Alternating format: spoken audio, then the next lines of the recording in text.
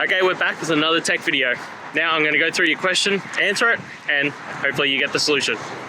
Now remember to stay just a little bit crazy like me, and you'll get there to that resolution. Alright, let's continue on to the video.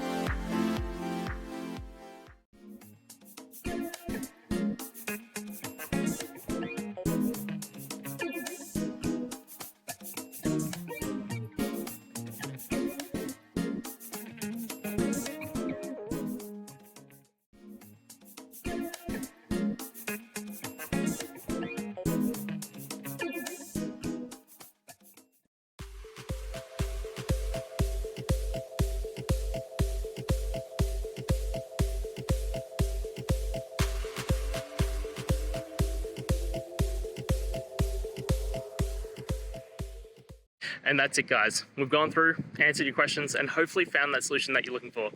If we did, please hit subscribe. I'd really appreciate it. And until the next time you need technical help, I hope you have a good one.